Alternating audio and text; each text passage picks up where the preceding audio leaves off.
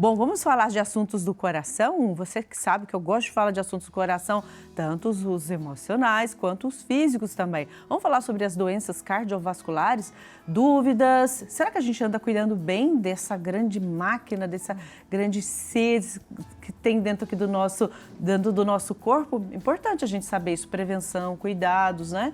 Para bater esse papo, eu recebo aqui com muito carinho a médica cardiologista, doutora Camila. Seja bem-vinda, doutora. Bom dia. Bom dia. Obrigada. Que bom. Primeira pergunta, você acha que as pessoas cuidam bem do coração? Eu acho que as pessoas poderiam cuidar melhor. As pessoas, elas têm consciência, têm informação, né? Hoje nós temos aí a internet que traz tudo muito pronto, muito rápido, mas os cuidados ainda deixam a desejar, né? As doenças cardiovasculares continuam sendo a maior causa de morte, não só no Brasil como no mundo. Cerca de 30% de todas as causas, né? E pensando em todo o acesso que nós temos hoje, comparado a alguns anos, ainda é uma incidência alta, é uma taxa alta. Então, apesar do conhecimento, nós ainda não chegamos lá. Entendi. Como você disse, existe muito conhecimento, mas pouca ação, né? Para o pessoal entender também melhor e saber mais, quais são as doenças cardiovasculares? Bom, as doenças cardiovasculares, elas englobam todas as doenças que relacionam aí não só o coração, mas os vasos sanguíneos, né? Então, nós temos aí os infartos, os AVCs, a hipertensão arterial, as doenças da aorta, que é o grande vaso aí que sai do coração. Então, são amplas as doenças, né? Mas, em geral, pensando muito em infarto e AVC, que são as principais, né? São as que a gente vê aí com mais frequência. O que leva a essas doenças? Bom, aí nós temos um conjunto de fatores, né? A gente tem a questão do envelhecimento da população, fazendo o enrijecimento dos vasos. A gente tem a questão dos maus hábitos alimentares, com alimentos ultraprocessados. Nós temos também aí a questão do sedentarismo, do tabagismo, do etilismo.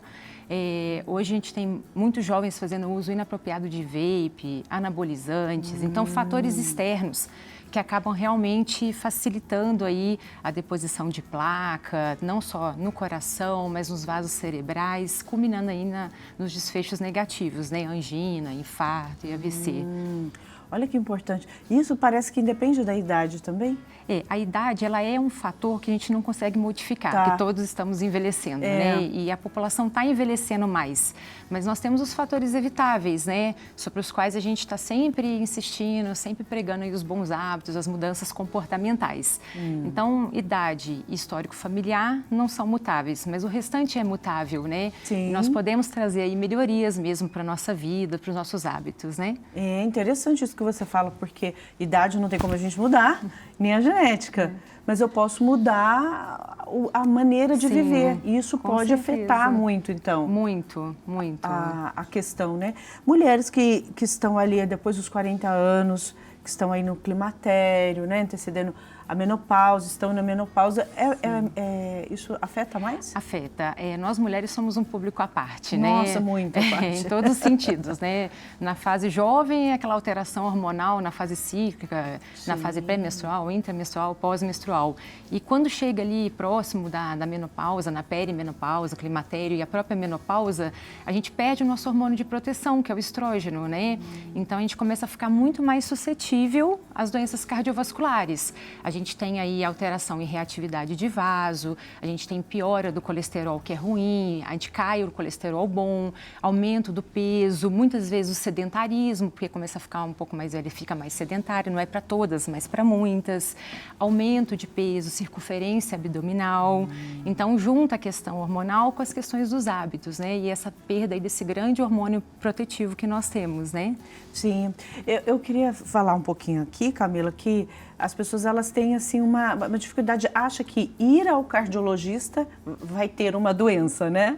Vai esclarecer. Tem medo de descobrir, Tem né? medo de descobrir. Qual a importância da prevenção, do acompanhamento? A prevenção é fundamental porque muitas das doenças são silenciosas, né?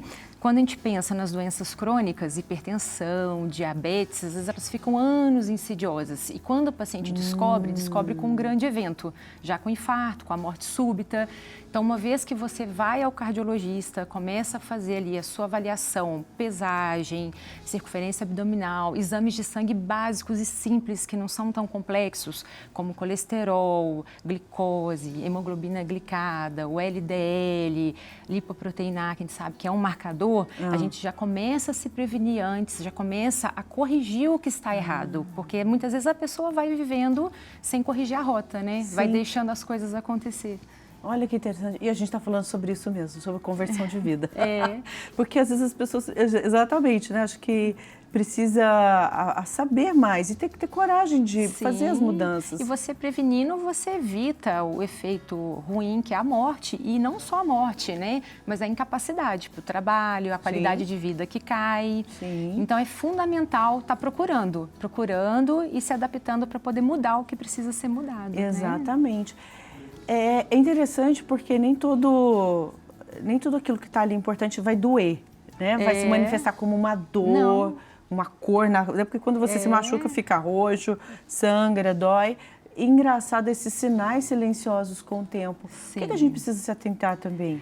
Bom, a gente pode ter as manifestações típicas que todo mundo sabe, dor no peito em aperto, mas a gente tem as manifestações que são atípicas. Nas mulheres, principalmente, são mais frequentes, mas outros pacientes também.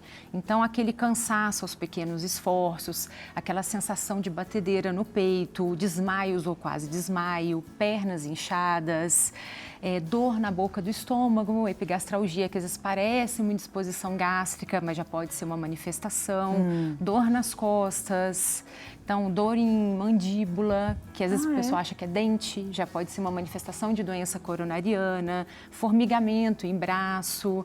Então são sintomas bem silenciosos ou pouco chamativos, que a pessoa acha outras causas e no final já são doenças cardiovasculares se manifestando, né?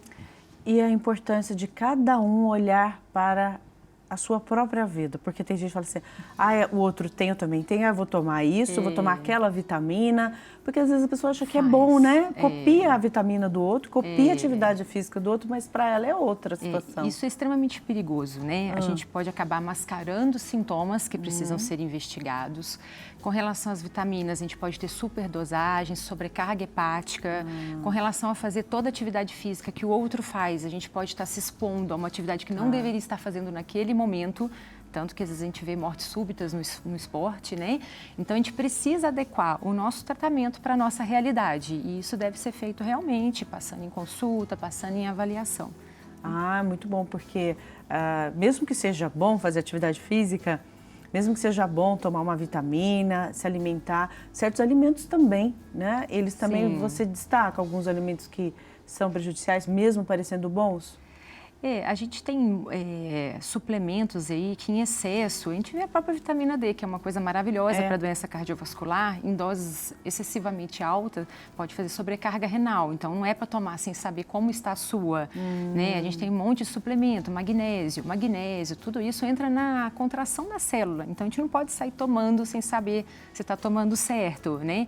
Comidas que são ditas muito saudáveis, às vezes, em excesso, para aquela pessoa pode não ser bacana. Tapioca, parece uma coisa saudável. Para quem tem muito açúcar no sangue, não é uma opção boa. Então, tudo isso vem de uma conversa. Olha que interessante. A gente precisa estar sentando, vendo o nosso perfil metabólico, vendo a nossa glicose, o nosso colesterol, para adequar a nossa alimentação e suplementação para o que a gente está encontrando para aquele indivíduo. Nossa, e doutora, como é bonito mesmo, a pessoa que se cuida, né? Que procura um especialista, que vai lá e aplica isso. Aí começa a mudar esse cenário, né? Do só achar bonito ali nas redes sociais e colocar em prática, né? E colocar de forma correta, né? Sem exageros, como a gente conversou um pouco antes, né? Sim. Adequando para a realidade, né? Muito interessante. Você vê diferença entre homens e mulheres?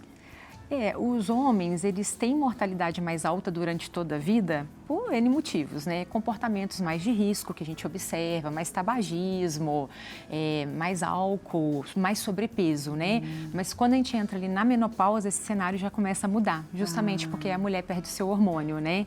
Então, a mulher, assim, ela se cuida mais ao longo da vida, mas a gente tem que lembrar que tem a mulher dona de casa que às vezes acaba se se negligenciando, né? Sim. E acaba não procurando tanto. Embora as mulheres sejam mais cuidadosas, a gente tem a sobrecarga familiar, né? Sim. Mas, sem dúvidas, os homens têm comportamento de risco muito maior que a mulher, né? Se colocam sim. mais em risco, né? Sim, muito real isso.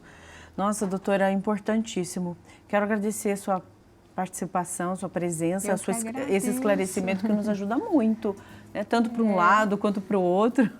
Eu agradeço muito, é um assunto que está muito em pauta, Muito. né? E a gente precisa realmente colocar isso no dia a dia e trazer para a população, né?